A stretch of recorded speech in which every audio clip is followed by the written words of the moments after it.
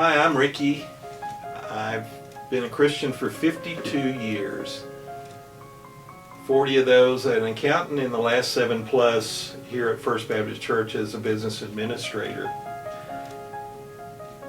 With this profession, the financial profession, comes some anticipations, expectations, schedules, deadlines, and sometimes those things can be stressful. And so I've had to learn to be patient. I've had to learn to be patient by doing things differently.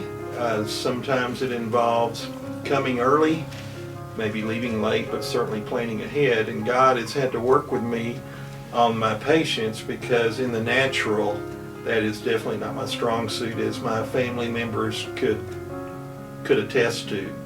There may be some people that are surprised to hear that, but sometimes it's just an internal kind of stress, and it doesn't surface a lot, but unfortunately it does sometimes. The impatience does sometimes with others. When I first came to El Paso 20 years ago, I had to learn quickly that it was more important to be somewhere than to be somewhere on time. And coming from a faster-paced environment like Atlanta, Georgia, where I had worked prior to this job in north of Dallas, Texas, where I grew up, certainly those climates were a lot more fast-paced. And being timely was very critical, but I had to learn that it was not really that important.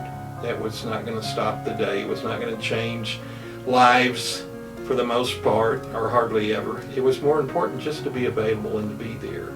And so I just learned again that I needed to be patient, and again, which is not my strongest suit. Being on time is just a matter of what someone determines is their point of reference. My definition for being timely is a lot different than maybe my wife's or others.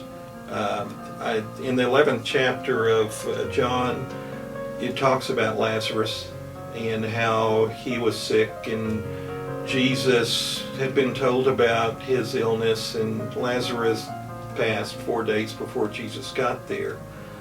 And as he got there, Mary and Martha, his sisters, came to him and said, Jesus, if you'd only been here, then you could have saved him.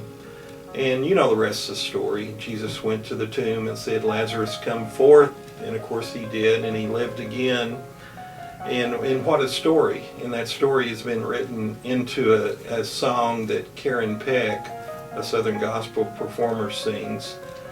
And the chorus of that song is, isn't it great when he's 4 days late, he's still on time. So again, their definition of being on time and being patient was certainly not what Jesus's was, and everything was under control. And because of that, everything was fine. The 2nd chapter of James says, is your life full of temptations and difficulties? If so, rejoice. Boy, what a difference than what the world feels. And it says rejoice, because then your patience has a chance to grow. Some of the best lessons I've learned have been through having to be patient when I didn't want to be. I can go to all the seminars, read all the books, see the movies, hear all the stories, but until it happens to me, that has been the best learning experience that I've had. Again, with many things in my life, I can say I'm not where I need to be. Certainly patience is not where I need to be, but I'm certainly a lot better than I was before, and I'm very mindful of it in working on it.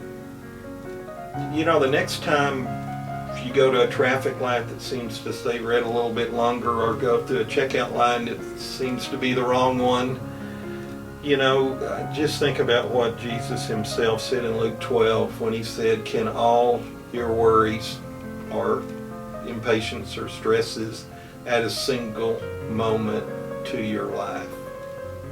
Absolutely not. Quite honestly, just the opposite. It can, stress you out, affect your health, and take away some of those moments of your life.